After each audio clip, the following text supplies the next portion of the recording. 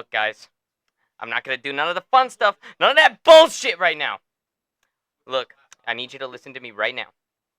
Tony Ferguson, the type of guy to go 0-8, sleep Michael Chiesa in the first round, and ride off into the sunset. God damn it! I refuse to say otherwise. Well, because saying otherwise would be a blatant lie, because that's what's going to happen. He's just getting into his prime, guys. I promise. Just getting into his prime. If you couldn't tell, that's what we're going over today.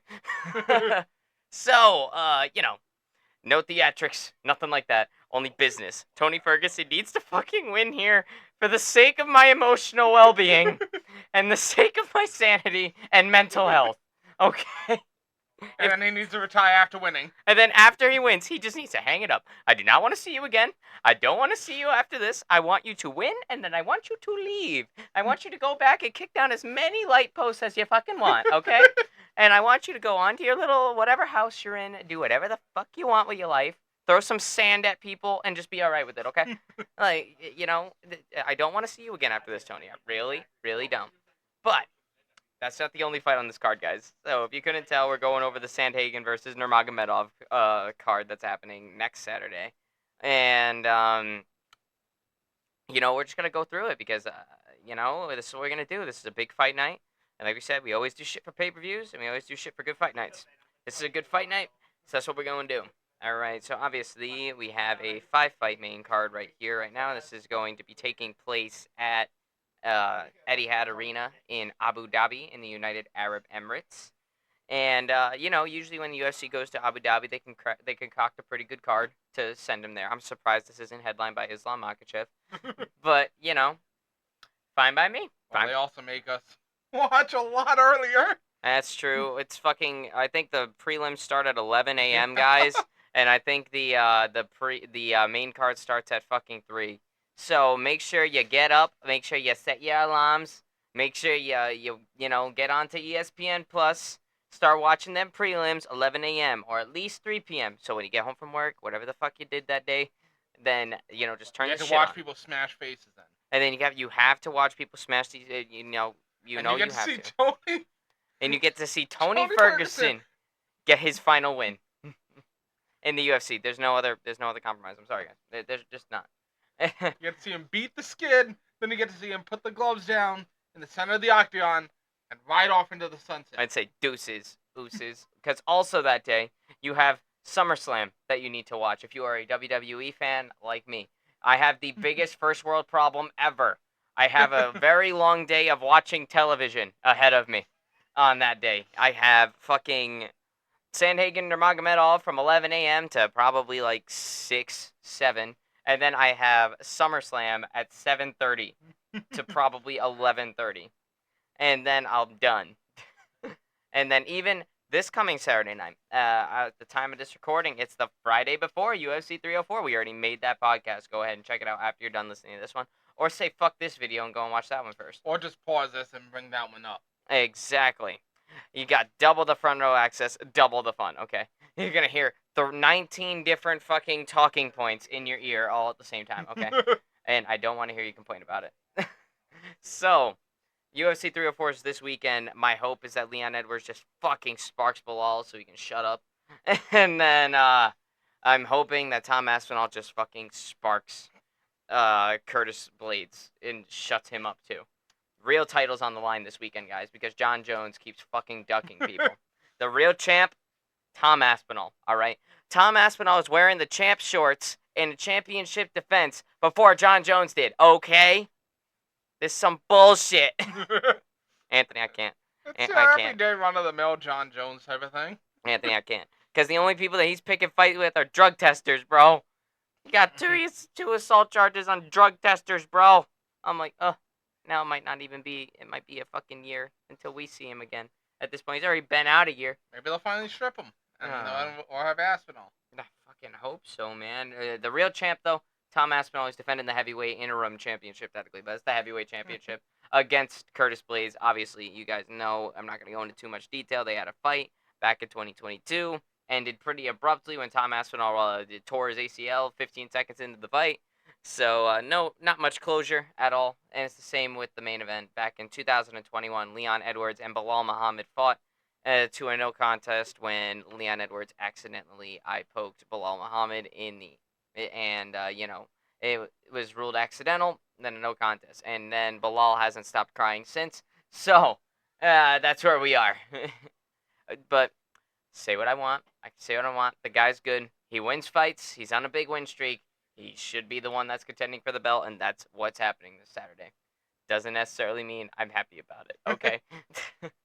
So that's this weekend. But let's go into what's happening next weekend. And we have a 5-fight main card here. It is Mackenzie Dern versus Lupi Godinez. We have Tony Ferguson versus Michael Chiesa. We have Chito Vera versus Davison Figueiredo. Shara Bullet Magomedov versus Michael Olenjashuk. And then we have, obviously, our main event of Corey Sandman Sandhagen and Umar Nurmagomedov, the cousin of Habib Nurmagomedov, who's in a lot of trouble right now. So, I digress, though. This isn't about Khabib. This is about his cousin Umar. Will Habib be in the corner? Maybe. He made it for. Yeah, I think he probably will. He made it for Islam, so I think he'll make it for his cousin this time. But before we even think about that, let's go over this fight, this fucking main card opener. Before we even think about that, oh yeah, let's plug our. Oh yeah, let's plug our product. Yeah. So Pepsi, hit us up. We know you're the third best-selling soda brand now. So technically, we're supporting the small guys here. Go ahead, hit us up, frontrowaccess15@gmail.com. Also, Front Row Access on every social media except Facebook, because fuck Facebook. And, that's where we're standing right now. Go ahead to the TikTok. You're going to see a bunch of clips on there. And, of course, the Instagram, you're going to see the updates on all of our new episodes and when they're out. And, yeah. Now, let's talk about this fight night.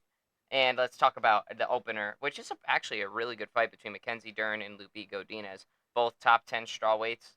Both are coming off of losses, I believe. And, I think the winner, maybe a top 5 shot coming their way. Dern's never disappoints me, so I'm glad to see her in the ring. Despite her, losing to Amanda Lemos on her last time out, it was a fucking dogfight, all right? It was a good fight. Just Lemos got the edge at the end. And, so Mackenzie Dern never disappoints. Obviously, we know Mackenzie Dern, excellent jiu-jitsu. She's been probably one of the most promising contenders at strawweight right now, aside from obviously your normal strawweight contenders like Rose Namajunas, who's fucking shit up in flyweight right now. Weili Zhang at the top, obviously. Tracy Cortez, not Tracy Cortez, somebody else. It's another, fuck. I don't know. But regardless, Mackenzie Dern and Lupi Godinez are very young. They're about the same age. They've been running kind of parallel with each other to this point. So it's a pretty intriguing fight, to say the least. It's a clash of styles. Mackenzie Dern's got excellent jiu-jitsu, wrestling. That's her neck of the woods, big grappler. Lupi Godinez, she's a Mexican. She's all about that boxing life, bro. She's going to go in there. She's going to try to get her combos in there, get in the pocket, and exit the pocket safely before she gets taken down or clinched up with. So, it's a pick'em fight according to DraftKings right now. And I gotta say, I think it's actually going to be a really, really good fight. These two seem pretty even on paper as far as it's concerned, as far as the odds are concerned, as far as fighting styles are concerned. They both have very, I guess, one-dimensional fighting styles. But that one-dimensional is their specialty. So, I mean, they win their fights using their fighting style in the correct way. So, sometimes you just need to be a specialist, Yeah, it's like that old saying, Who do you fear? The person who practiced one move 1,000 times, or the one who practices 1,000 moves one time? I'm gonna be more fearful of the guy that practices one kick 1,000 times. So, because he gonna land that kick. Yeah, you know that kick, and it gonna hurt. I don't know where it's gonna be. If it's gonna be my leg, my body, my head, it's gonna hurt. And I don't want to be on the receiving end of that shit. So, we're going to see whose specialty will end up coming through on this one. But if I were to give an early prediction for this one, I think Mackenzie Dern's going to get it done by either a decision or late submission. What you thinking, Ant? So The thing is, I like both of these fighters. They've never disappointed me going out there. Yeah, neither one of them. I'm always intrigued and interested in watching how the match goes. I got Dern for this. I'm gonna say a submission, but it wouldn't upset or surprise me if she loses this too. Yeah, because I mean, Loopy, she's been doing good lately as well, and I mean, she never disappoints. She always shows up. Does she always win? No, but neither does Mackenzie Dern. So it's all right. We'll see who happens, but we're gonna both take Dern for this one. But it should be a really close fight, and it should be a very good opener for the main card here. And I think that'll definitely, maybe get the Abu Dhabi crowd on their feet, as excited as they can be for a women's match, because Yeah. unfortunately the culture surrounding that area of the world is very patriarchal, to say the least. So I don't need to get political on here. It's about as far as I'm gonna go, but that's just how it goes there over there. You know what I'm saying? But obviously, next up on the card is the one that I care about the most, guys. It's the one I'm going to be paying attention to. It's what I have the most emotional investment in, and the rest of my day is going to be dependent on this very fight. Okay, I don't care how much of a banger SummerSlam is going to be later on tonight. If Tony Ferguson takes another fucking dive here, I'm gonna be sad. Okay, Tony Ferguson is one of my favorite fighters. Obviously, you guys know that. I talk him up pretty well on this podcast here. I'm a big fan of his, but this dude, man, he just can't win. He hasn't been able to win since 2020. It has been 4 years straight of watching Tony Ferguson fucking fail. And I'm like, God fucking damn it. What the hell? And it hurts me every time. At first, it was okay because he was losing to people like Beneil Dariush and Charles Oliveira. That's fine. But then he starts losing to Bobby Green. He starts losing to Paddy Pimblett. And I'm like, oh, Tony. And he starts losing to Nate Diaz. I'm like, oh, Tony, you're breaking my heart, kid. You're breaking my heart. Oh, man, we actually made a fighter special on Tony Ferguson. So you want to hear more about his career in depth up to now. I mean, obviously, the history of Tony Ferguson is going to expand after this fight goes down. But up to this fight, we have everything covered in that fighter special. So go to the fighter special playlist on here, and you'll find Tony Ferguson on there. So, Guy's had a great career. excellent career, interim champion, and it just unfortunately never Banger fights. always put on a war. He's fought the best of the best. Yeah, he really has, and he's beaten some of them too. Yeah. But you know, either hair and pins. It's sometimes you're on pins and needles for who's gonna win the fight too. mm-hmm. He's had some really close ones too. Yeah, I mean, he's a great fighter. He's a great fighter, just not winning lately. Why after he wins, he's gotta retire. He's gonna retire and not tarnish his legacy further. Bro had an 11-fight winning streak. He is now on an 8-fight losing streak. Dude's about to tie his wins with his losses. You're going to tarnish your legacy if you keep going forward, man. So Can you imagine the attitude change between people of a now and then? Like, hey, you want to fight Tony Ferguson? Easy. 2019 one. What? You want me to No. fight who? You want me to fight who? No. It's just crazy what 5 years can do to you, man. But you know, Michael Chiesa, another guy that's been around since God fucking forever ago. And done that. He's been there, done that. Tony Ferguson has also been there, done that. And it's the end of the road for Ferguson here, regardless, in my opinion. Even if he does go down and take a dive, which is most likely the case scenario. You know, maybe he just purposely went on an 8 skid so he can bet the house on him winning, and he'll show up and just retire on that money. Yeah, maybe. Although that would probably get him in trouble. I don't think fighters can bet on fights anymore. I'll find a way. Cousin or wife, you know. Fuck it. Call up the wife. Hey, yo, wifey. Hey, yo, cousin. Just the one. Mm-hmm. Just the one. They got me at -400. Not even. Yeah, so, like, let's see. It's the end of the road for Ferguson regardless. This fight, I think after this, Tony just needs to leave, man. Even if he ends up losing, bro, you've had an excellent career. And I don't want to see you go out like this, man. I really don't. But if that's what it's going to be, that's what it's going to be. You know, sometimes your favorite quarterback don't got that laser no more. You know, your favorite basketball player can't shoot that three-pointer. That's just Tony Ferguson here, man. You know, you get old. Unfortunately, Father Time is undefeated. And it looks like the sport is starting to pass by Tony Ferguson, and it sucks. But fuck it, man. Don't mean I can't hope. I can't hope that he beats Michael Chiesa here. But these are two old contenders. Tony's 40. Michael Chiesa's 36. They're both at the end of their careers. Chiesa's got the good wrestling. Tony's got the good jiu-jitsu and boxing. And as it states according to DraftKings, he is a plus 300 underdog, Mr. Tony Ferguson, to a minus 400 favorite for Michael Chiesa. And, that's not who's going to win here, though. It's going to be Tony Ferguson by whatever the fuck he wants, all right? Whatever the fuck he pulls out. Whatever the fuck he wants. That's how Tony Ferguson going to win. His bag is quite large. Yep. You got it all in the bag. So, Ant, you taking Tony here? Tony's got this! Tony's got this! God damn it. Please, Tony, for the love of everything holy, fucking destroy this man, please. Michael Chiesa, bro, just take the dive, man. Just take the dive. Let me smile. Don't ruin this shit for me. But fuck, man. Tony Ferguson by whatever the fuck he wants. Don't care when. Don't care how. Tony Ferguson by whatever the fuck he wants. He's got 3 rounds to do it. He can do it. And then, Tony, promise me after you win, you'll fucking leave. So you can stop hurting me every time you lose. Anyway, moving on from this emotional turmoil, we have even more physical turmoil. I'm pretty sure Cheeto Vera is still trying to clear out the cobwebs from that O'Malley knee, man. Oh, he's not going to have any help this time around. Nope. So Mr. Cheeto Vera, who in his last fight back in March of this year, faced Sugar Sean O'Malley and got absolutely dog-walked the entire time by the bantamweight champion of the world. That was exactly what I expected it to be. Yeah, exactly. There are levels here, and Cheeto ain't there. He just ain't it, man.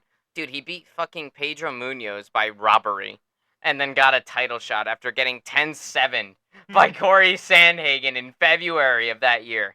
And then he goes and wins in August, and he's fighting for the title in March. I'm like, oh, man. Cheeto.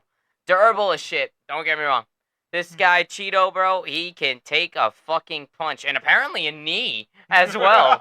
Bro, I'd have been dead if I ate that knee, okay? I think I'd be a vegetable. Like I don't think I'd be coherent enough to even talk.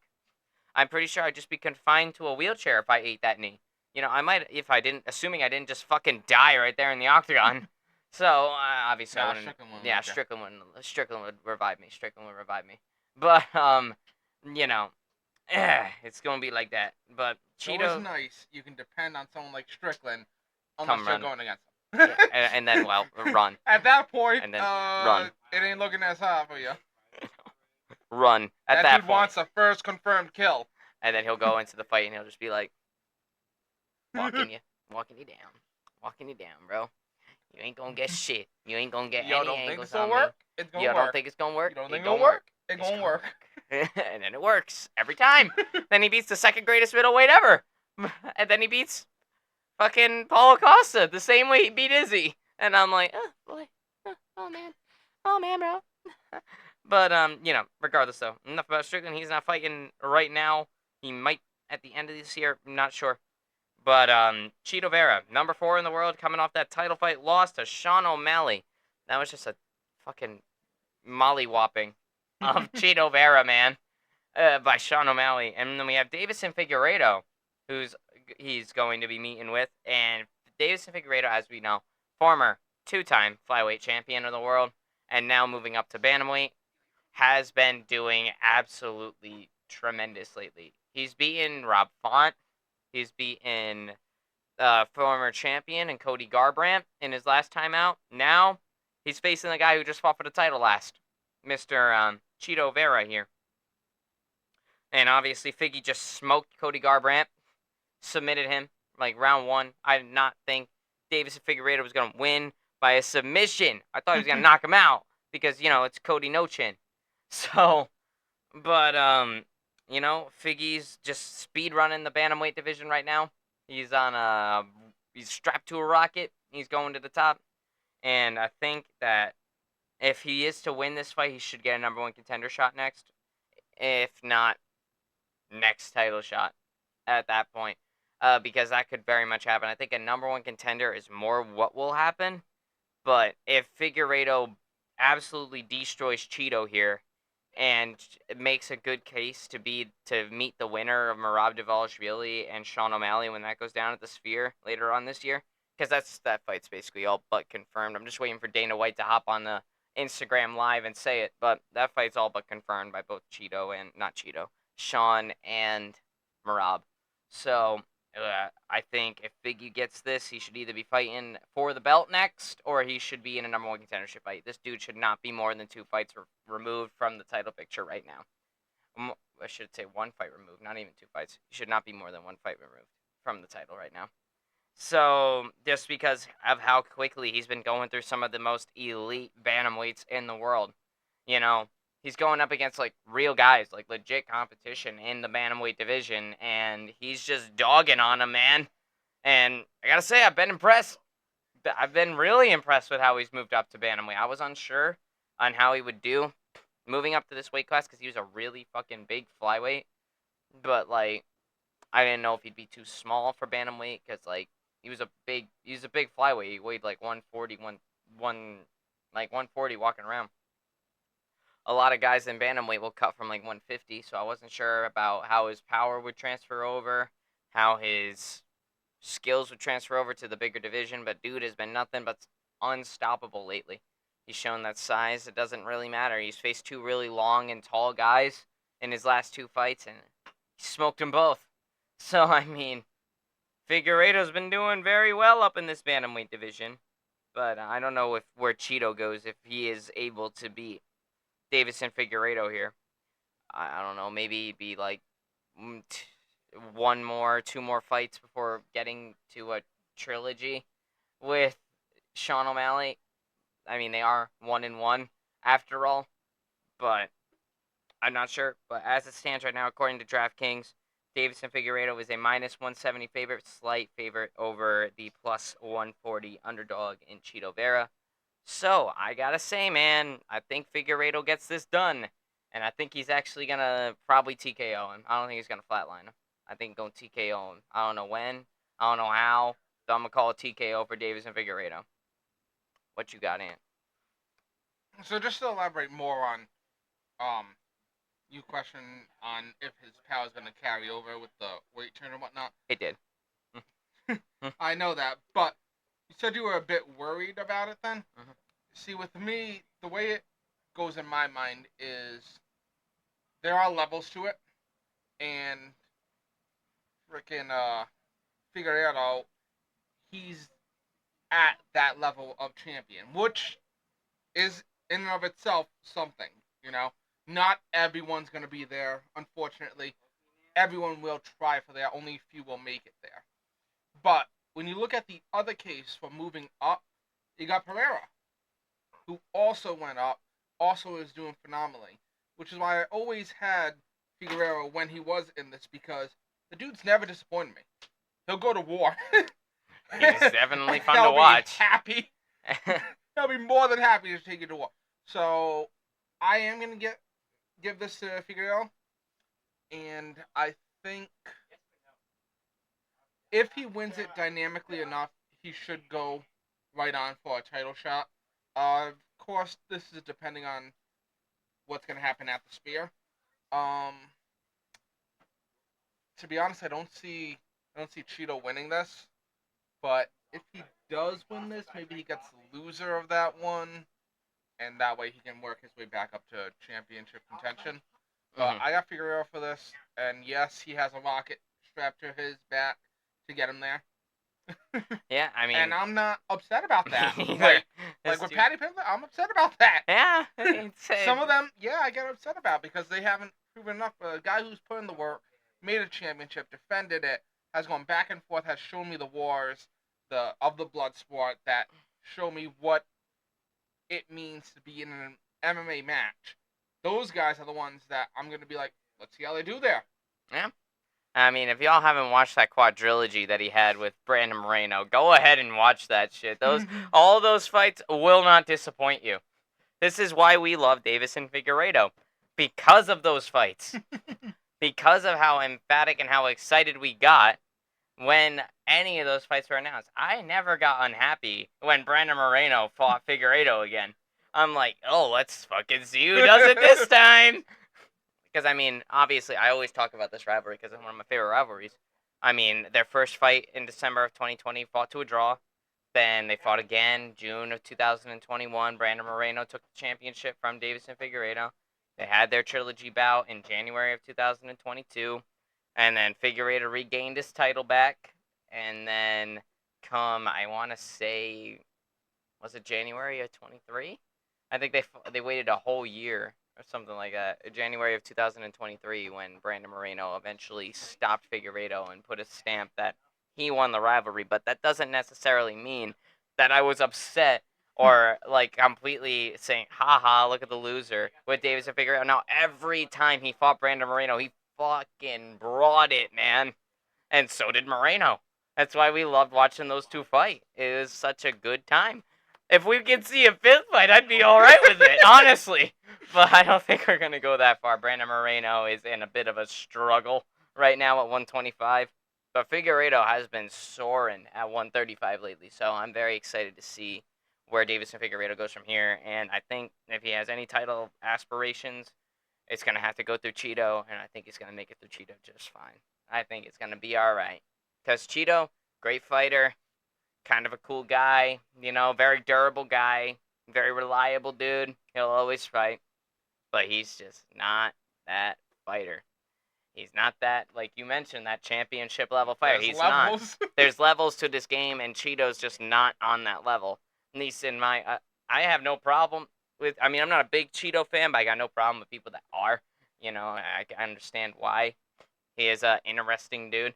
He does put on good fights, a very reliable guy. But I see him maybe like a peg above like a Kevin Holland as far as that's concerned. Like, he's not quite there. He's not top talent. He's not ever going to be there unless he has some sort of career like fucking resurgence that gets him there. But like, I think at this point in time, at his age, I think he's 33, 32 years old. Don't really know where he's going to go. I think he's just going to continue to be that guy that's reliable, that'll continue to fight no matter what, collect the paycheck, and give you good fights. Don't get me wrong. He's not a boring fighter. But, like, he's just not a championship level guy. Davison Figueiredo is. Obviously, he's a two-time champion. So, I mean...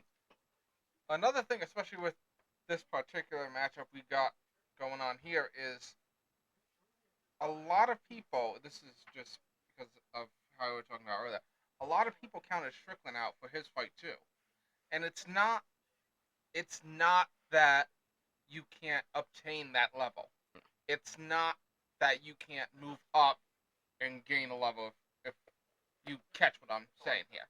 It's, see, Matt, Izzy wasn't himself there. Obviously. I'm just saying, Izzy was not himself there. He was exhausted with his fucking schedule. Stamp on, alright, Pereira's done. I did it.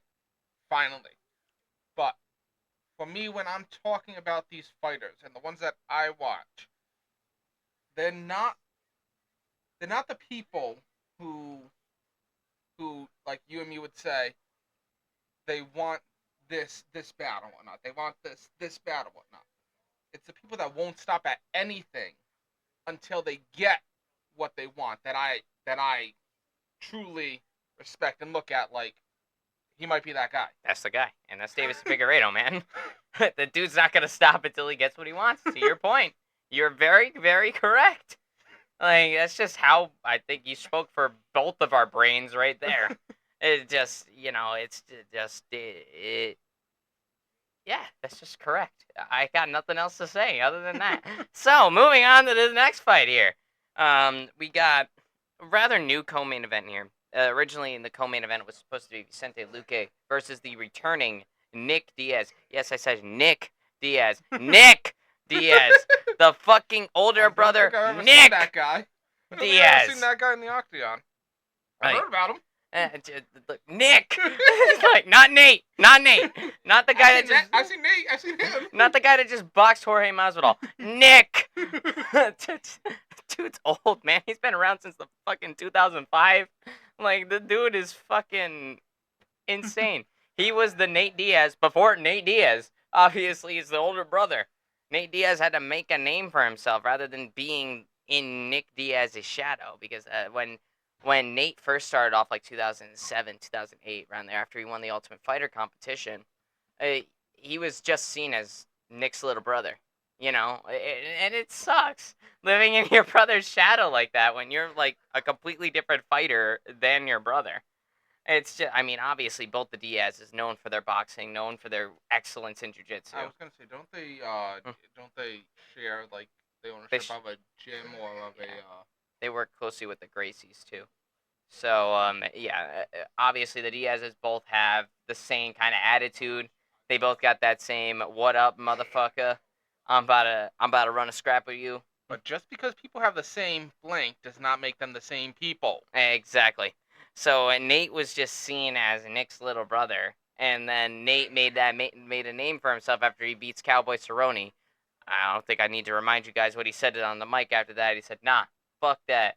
Conor McGregor, you're taking everything I work for, motherfucker. I want to fight your fucking ass. You know what the real money fight? The real money fight is me." So, Nate Diaz became Nate Diaz in that moment. And then after that, obviously going on to hand Conor McGregor his first UFC loss immediately after that call out. Just boom, escalated Nate Diaz to heights that his brother couldn't even fucking imagine. Now, granted, Nick Diaz had the unfortunate timing of the whole thing. Obviously, the Diaz bros are big stoners. So, what would happen is Nick would always fail drug tests for marijuana. And back in those times when Nick would have been in his prime, like early 2010s, late 2000s, he would have been that elite level guy. He might have even gotten to what his brother ended up becoming, if not bigger than his brother. But his prime got robbed because of injuries and failed drug tests. So, I mean, yes, he did fight George St. Pierre at one point. That was about the biggest fight he ever got. Him and Robbie Lawler. He did beat Robbie Lawler when Robbie Lawler was very early on in his career. And that was the last time we saw Nick Diaz. It was after he had the rematch with Robbie Lawler, like 10 years later. like not maybe not 10 years later, but the better part of 10 years later, he had a rematch against Robbie Lawler, and he kind of just was a shell of himself. I'll be honest, that wasn't the Nick Diaz of old that fought Robbie Lawler in there, man. I don't Probably know. wasn't the one I heard of either. Yeah. I mean that in the regards of I didn't actually hear about Nick Diaz through MMA at all at the start. I heard him through some Eminem lyrics saying Oh yeah, Nick Eminem's a Diaz big got fan of the the Diaz brothers. and a hold in a sleeper. Yeah. You know, I'm like, oh, let's see how he is. Let's see how he is. And the Yeah. one time you did get to see him fight, it didn't end up very well for Mr. Nick Diaz. Plus, they're both fighting 37, 38 years old. They're way past their prime at this point. And Robbie Lawler wins because Nick Diaz like quit, Go over to Shara. broke through at What? 42. Okay. Championship at 42. Let's see. Go over to Shara, broke through at 42. Okay. This doesn't mean that Nick can't do it. I really hope that fucking Ferguson doesn't think he's gonna Break through at 42. I really don't want to see that. I'm not joking. I don't want to see it either. That'd be very sad for me. I would just keep watching Tony lose and lose and lose. I'm just gonna be like, I need my emotional support. Mountain Dew, please hold me. So, anyway, Nick Diaz. Last time we saw him, September 2021, against Robbie Lawler in their rematch, where Nick Diaz kind of just said, "Nah, I can't do this no more. Robbie Lawler punched me in the face too many times. I'm done." I'm like, bro, no Nick Diaz would have done that back in the day. Do not know surrender. No, Nick they Diaz. Know bloodshed. Yes. It's that they're brawlers. They go at it. They want blood. They want to make it messy. They want it dirty. They don't care if they win. They're not afraid of getting punched a lot. It just does not compute. And then you had the fight with Robbie Lawler, and then after you got knocked down, I think twice in like round 2, you said, "Nah, I'm done. I'm done." I'm like, damn. Talk about anticlimactic. I mean, Robbie Lawler got his revenge. Don't get me wrong, but just was the revenge really that sweet? You'd fought the dude 7 years ago, 8 years ago to that point, and you're like, just another fight. We're two old guys that have been here for too long. We out this shit, you know. But unfortunately, Nick Diaz and Vicente Luque will not be materializing. That's who he was supposed to fight. So there was some travel issues. I think Vicente Luque had trouble getting a visa going there, which was shocking to me. I thought it would be Nick Diaz that would have had trouble getting across the border, but nah, he was fine. He was ready to go. But unfortunately, Vicente Luque won't make it. UFC said they're gonna postpone the fight for a later date, so hopefully we still get to see it. I mean, Luque's been around for, well, it's again, Luque's been around since God fucking forever ago as well. He's like 37, 36 to this point. He's been fighting for like 10 years. I think we could get them on a featured prelim for a pay-per-view. Maybe a featured prelim for a pay-per-view, if not a fight night main event, but I don't know if that's good enough for a fight night main event. I mean, it's a good fight. Don't get me wrong, it's a fun fight, but I was going to co-main this one. So. Yeah, it was going to co-main this one, but I don't know if it would be that level. I think a featured prelim on a pay-per-view would probably be the best bet for this fight. I think that's the perfect placement for it. So maybe, let's see, we still have a couple of weeks out. We still have a couple of months out, so we have September's pay-per-view we got to go through. That's not booked yet. Fucking October's not booked yet. There's rumors, November and December. So maybe in one of those 4 pay-per-views, we'll get something in the last quarter of the year between Vicente Luque and Nick Diaz that we couldn't get right now. I mean, it's still a fun fight. Both these guys are veterans. They've been around since fucking forever ago. So, I mean, it's just kind of fun. And it would be nice just to see another Diaz brother fight. You know, I think Nick has that as one. I think this is the last fight on the contract, too. I was going to say, is Nate still under contract? No, Nate's out of his contract he got right out now. last. He got out 2 years ago now. He's just been boxing ever since. He just beat Jorge Masvidal in a boxing match. I think 2-3 weeks ago now. And then he bounced back after taking an L to Jake Paul. So, which, by the way, Jake Paul beat Mike Perry by a, 6th-round knockout? I think it was the 6th. Yeah, I think it was. I didn't want to relive that. Fucking, dude, as soon as that first round was done, I'm like, God damn it, Mike Perry, you're going to lose to Jake Paul. I just want Mike Perry to have some type of defense. I'm like, nah, bro. you just ate the punches with his face, you know? But it is what it is. But anyway, our new co-main event for this one is Shara Bullet Magomedov versus Michael Oleksiejczuk, which makes absolutely no goddamn sense to me why this is a co-main event. But fuck it, Shara Magomedov. Nah, so that's the reason why this is co-main event. Shara Magomedov is on a massive fucking hype train right now. He's blind in one eye. He's a Dagestani striker. Yeah, you heard me. Dagestani striker, not Dagestani wrestler, a Dagestani striker. And he wants to show, oh yeah, Dagestanis aren't just boring wrestling. I can strike too, you know, stuff like that. I'm like, yeah, but how were Dagestanis so dominant? They wrestled people, you know. And it's just, there's not much of a counter to it besides a good gas tank and takedown defense, man. It's just What's his win streak? Shara Magomedov's? Yeah. I mean, this dude is 13-0 Yeah, so at this current moment. So it seems like striking's working for him. yeah, so striking's definitely working for him.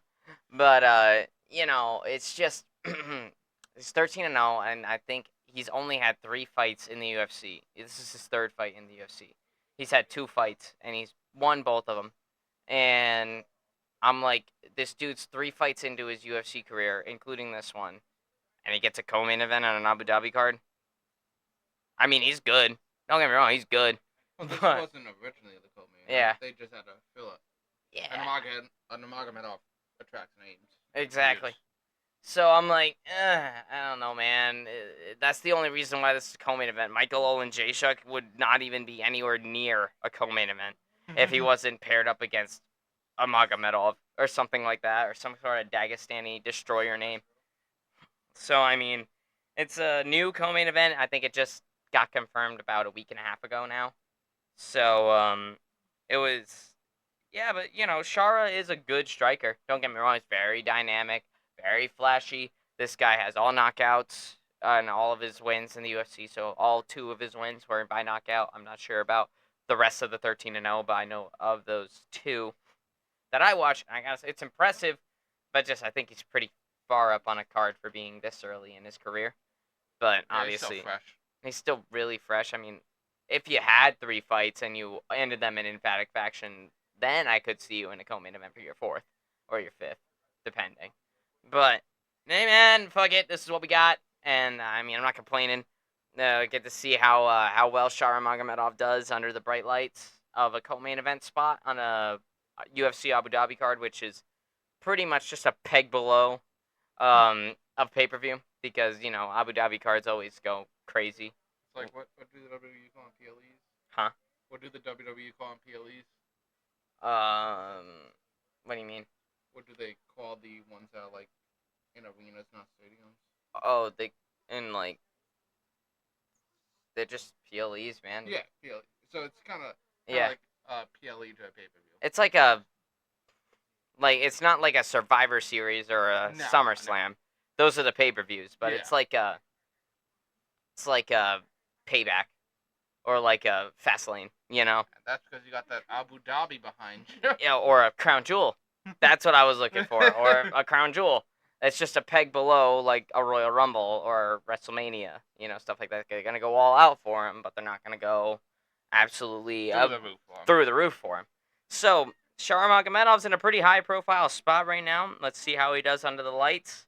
I think it's a little premature to put him this far up on a card? Yeah. But it might pay off. He might do it in emphatic fashion, and Yeah. maybe. And then he becomes a superstar, if that's the case, because everybody's watching at that point. Anybody that, cares about the sport other than pay-per-views, then will care about this. So, Well, I'm sure no matter what. Wait, I can't say that. Continue. so, and Michael Oleksiejczuk, on the other hand, I mean, he's a pretty good, he fights a lot. Michael Oleksiejczuk, he definitely is a reliable guy. He fights quite a bit. But he just came off of a loss to a submission loss, a pretty quick submission loss to Kevin Holland back at UFC 302. We were present for that one. Yes, sir. And, he took that L to Kevin Holland. But you lost to Kevin Holland. That's okay, So, Michael Oleksiejczuk would be nowhere near this spot if he wasn't paired up with a Dagestani. So it's a good time for him, too, to do the impossible and beat him.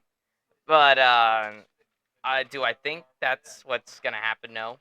I think Mr. Michael Oleksiejczuk is getting fed to Nurmagomedov, and I think Nurmagomedov will knock him out in round 1. Yep, I'm that bold with my prediction. Round 1. I'm going to go the same, but round 2. Round 2. Yeah, all right. So, still pretty early on in the fight. Dude, I think Nurmagomedov has... I think he's just not at that same level as Michael Oleksiejczuk. Michael Oleksiejczuk is just not at that level of competition as Nurmagomedov has been this far. Do I think Nurmagomedov's championship level? Not quite yet. But if he keeps racking up wins against some pretty high-profile guys, then my opinion will start to shift. But if he definitely gets a big win here and in emphatic fashion, like a round 1 knockout, then I think he's going to get a ranked opponent next regardless. It might even be somebody in the top 10. He might just skip the top 15 entirely because this dude does have a rocket strapped to the back of him, too. I could see him getting a top 10 fight out of this, definitely. I don't see him as championship material yet, but that's probably because I haven't seen enough of him. Yeah, and I can't make that call yet. He's still early. At best, right now, I could see him as like a top 5, maybe. Yeah. You know, some of the old guards are just top 5. Like you gotta tough it through them if you want a shot at number 1 contention or the title. Yeah. I see him at that level right now, but I mean that's very early prediction for this guy's career. He's very young. I have not seen a lot of him. He's very young. I'll be honest, so. Very young and early into his career, but so far his career has been entertaining, and it's worth giving a fuck about Nurmagomedov. So I think that's this is middleweight. Yeah, it's middleweight. So does he? We should talk about that, huh? Yeah, I Why think the it's a middleweight. got moved down because one of them couldn't make weight. Oh, that's for the pay-per-view this week. Update there. Yeah, we'll update that at the very end here because we're like right at the main event right now. So, Nurmagomedov, we definitely have our eyes on him. We're gonna watch him with intent that maybe he can. We're gonna watch him with a, you know, pretty good eye. Like, what's this guy gonna do now? He's doing pretty well. So we're watching the stock and Yep, we're watching the stock before we invest. You know, and but if he keeps performing the way he's been performing, his past 2 fights have been really fun, have been very exciting, and been very flashy and giving us what we want, knockouts. And if he knocks out Michael Olenjashuk on a big stage like this, see a ranked opponent in his future. He could skip top 15 entirely and go right to top 10. That's just how much of a train this dude's got behind him. And so we'll be watching this fight with pretty good intent. We'll be watching it with a pretty heavy intent of like, what's this guy all about now? He's been doing all right. But I know I've been talking about these contenders, these up and coming people most of this podcast, but let's talk about the one that actually matters here. I'm not like every other fight doesn't matter, but this one is the big one. This is Corey Sandhagen, the number 2 bantamweight in the world, and he's going up against Umar Nurmagomedov, number 10 in the world. Now, that last name Nurmagomedov should sound familiar. That is Habib's last name. That this is his cousin. So, Sandhagen has been very good lately. Umar Nurmagomedov has been really good lately. So this fight right here, I think, is the number 1 contendership fight for the next bantamweight title contender. So once Merab Dvalishvili and Sean O'Malley happens and the dust settles from that, whoever wins this fight, I think, is the next title challenger. Just maybe for Umar Nurmagomedov, who is ranked number 10. Yeah, I was gonna say it's a large leap. His name, though. That's the thing. So that's the only reason why I say this one might be the next title contender. Definitely, if Corey Sandhagen wins this, he's in line. He's next in line. He's been next in line for a while, but Cheeto jumped him, despite him, 10-7ing Cheeto. And then Cheeto beats old man Pedro Munoz and then gets a fucking title shot. I'm still pissed off about that. I want to see Sean O'Malley and Corey Sandhagen, man. So I'm like, fuck. So regardless, though, this is a pretty big fight for Corey Sandhagen. It's a pretty big fight for Umar. Probably more for Umar than anybody else, though. Yeah, I was gonna say Sandhagen. He just needs another opponent for that number 1 contention fight. And even with that last name, I think the fans will get pissed if he gets to jump the line. Yeah, but I just would not be surprised if that's what happens. I would say if he does win, give him another top 5 fight before giving him that championship. Before giving him the title shot, Yeah. but that is the smart way of doing it. But I'm just saying, because of his name, Yeah. he could very much jump the whole line if he beats Corey Sandhagen. Plus, if he beats Sandhagen, he's number 2. So I would say that's pretty good if he does beat him. So just because there's a great disparity in their rankings here, it's just that's why I'm leaning more towards this being a number 1 contender fight than anything else. So I'll say like maybe 75, 80% sure that whoever wins this fight, it's gonna be next in line for the title shot. So Corey Sandhagen's been winning lately. He's been his last time out, obviously, against Cheeto. Fucking 10-7'd him. And doesn't get a title shot. This dude's been winning ever since taking an L to Petr Yan back in 2021. He just hasn't stopped winning. He's been doing really good. And every single time Corey Sandhagen fights, he shows us something new. Every time. Like before, he was known as the flying knee guy. Right? Yeah. Dude throws the flying knee, it connects and knocks people out, obviously. But then people started to figure out, oh yeah, we gotta watch Corey Sandhagen's knee. Yeah, but then as soon as you're expecting the knee, he throws up a high kick. Or he just hits you with the meanest boxing combo in the world. Or, in Cheeto's case, wrestles you. Doesn't even strike with you, wrestles you. Corey Sandhagen was seen as just, flashy kickboxer for a while now. Now this dude is a very well-rounded mixed martial artist to this point, and he's 32, 31 years old. He's still young. And in that athletic prime. And he's always been a couple of fights away from the title. This is about as close as he's been in a while now. I mean, he had that interim title fight against Petr Yan back in October 2021. Excellent fight, by the way. Go ahead and watch that fight. But came up short, had to rebuild. And I'll be honest, Corey Sandhagen, although a very impressive fighter, not the most charismatic guy in the world. I'll be honest. When you hand the dude a microphone, it's a cringe fest. But you know, and I mean, when Sean O'Malley grabs a microphone, it's a cringe fest too. I mean, I like Sean O'Malley. Sugar fans, don't come at me in the comments. I love Sean O'Malley, but dude needs to work a mic better. The only reason why he's able to stay relevant is because he has colorful hair and because he's just a character altogether. You know, I was gonna say, now that TKO is combined, maybe they can get some lessons in on the promos. mic from some of the superstars. That'd be cool. But Corey Sandhagen in the same wheelhouse, very good fighter, not good on the mic, but he doesn't have a crazy personality behind it. He's just a guy. He's just a ginger. Like, he's just a dude that exists. And he's a smiley guy, happy guy. But dude's not the most charismatic guy in the world. Doesn't know how to work a mic and doesn't have like a persona that he portrays at all. Sean O'Malley, to make up for his mic skills, has a persona that he portrays. He has the hype beast wear. He's got the necklaces, the Versace shirts that are open, the colorful hair, the weed smoking. The typical stuff that people are gonna be like, this guy's kind of cool. That's why he's been so relevant. That's why, and he also kicks ass. So that's why he's been so relevant. That's why he's been more. His fan base grows by the day. Corey Sandhagen is not quite a very good character worker, to say the least. But he's a great fighter. I'm a big Corey Sandhagen guy. I'm not knocking Corey Sandhagen. I actually hope he wins this fight.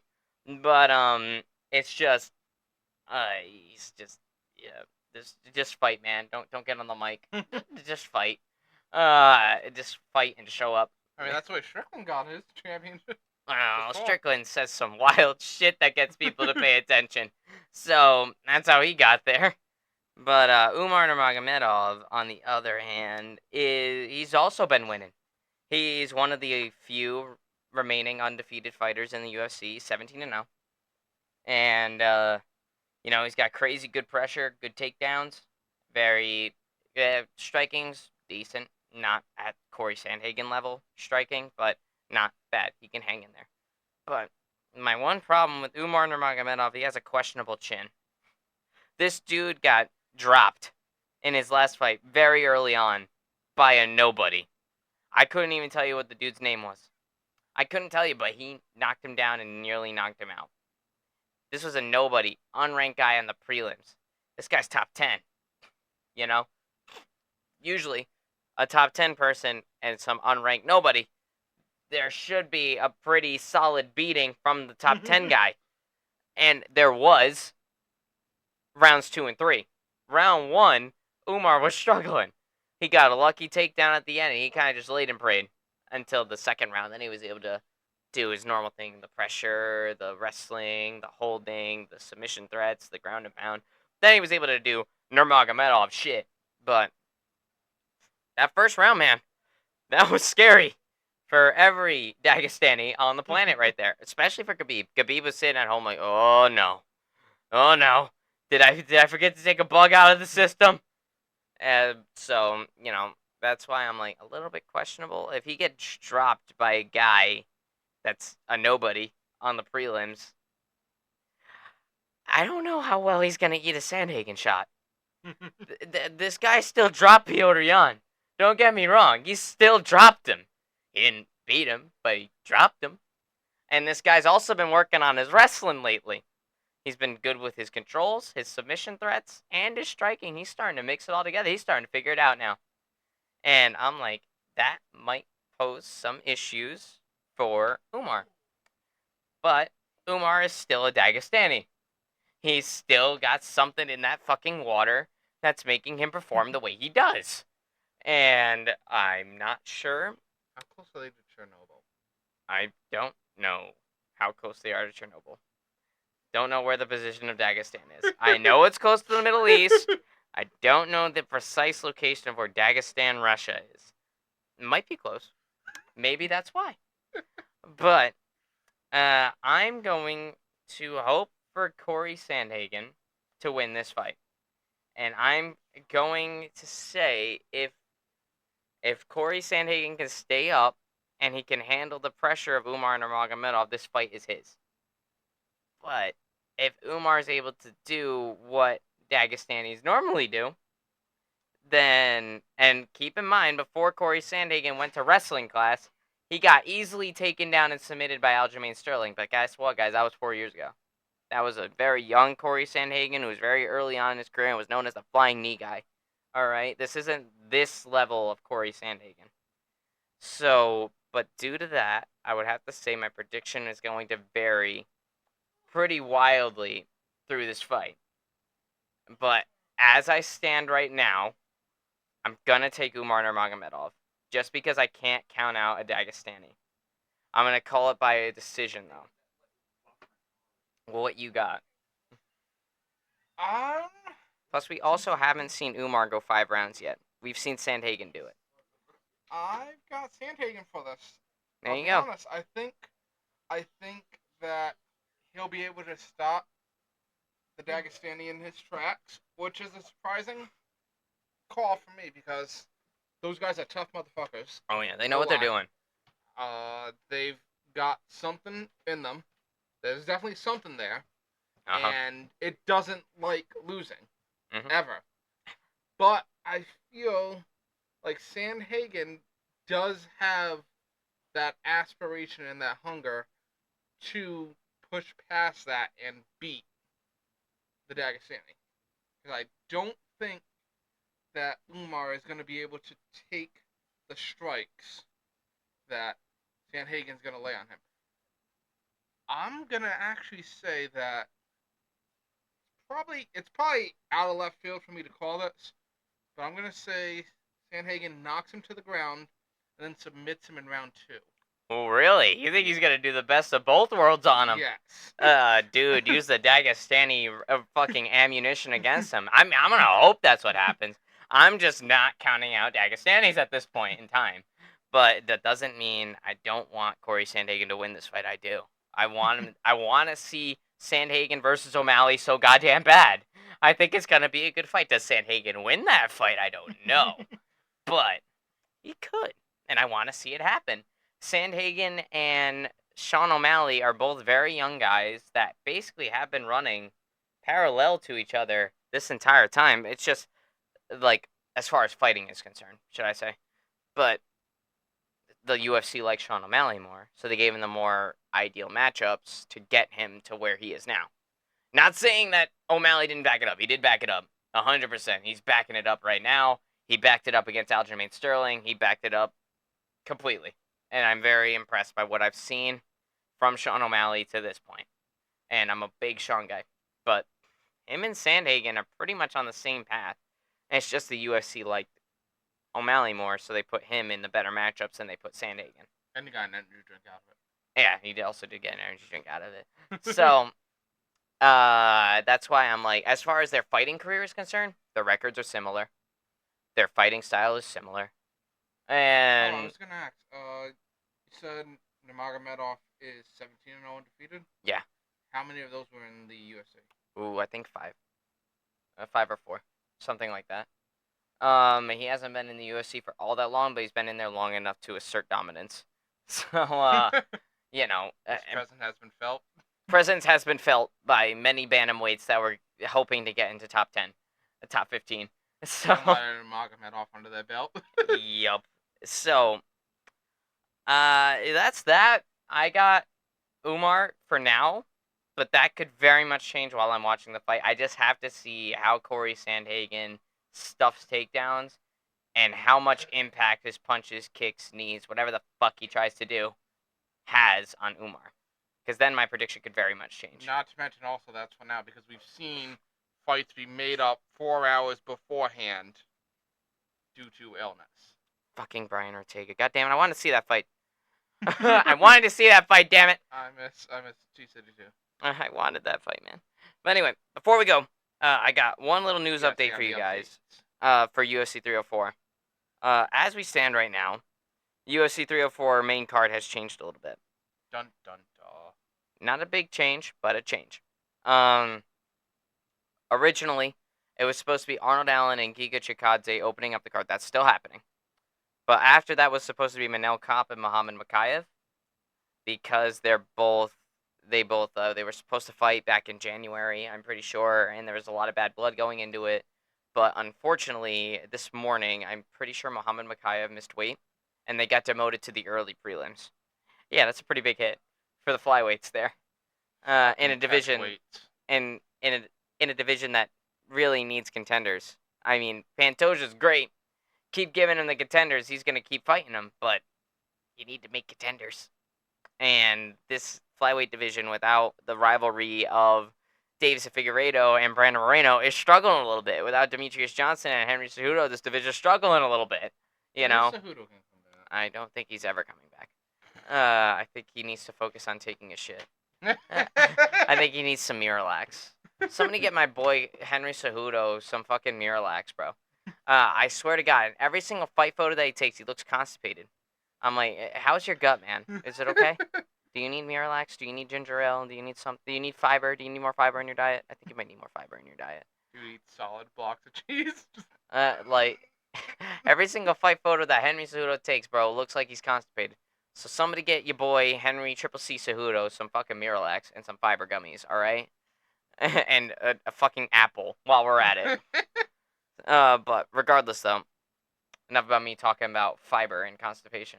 I'm gonna call it like this. So Manel Kape and Muhammad Mokaev is down to the early prelims, and what took their spot in the main card? It will be a middleweight fight between Christian Leroy Duncan and Gregory RoboCop Rodriguez. So we did not touch on this in our 304 podcast at all. And now that there's a change to our 304 card, we have to change up the prediction slightly. So I'm taking RoboCop to win this fight by a second round submission. But Christian Leroy Duncan is only 10-1. He's very young, and he's just about as dominant as Gregory Rodriguez is. I know a little bit about both of these guys, but I think Gregory RoboCop Rodriguez will be the one that gets his hand raised at the end. What you think? I got RoboCop for this too. Mhm. I can't tell you how though. I can't tell you how, but I think RoboCop's got this by second round submission. That's me.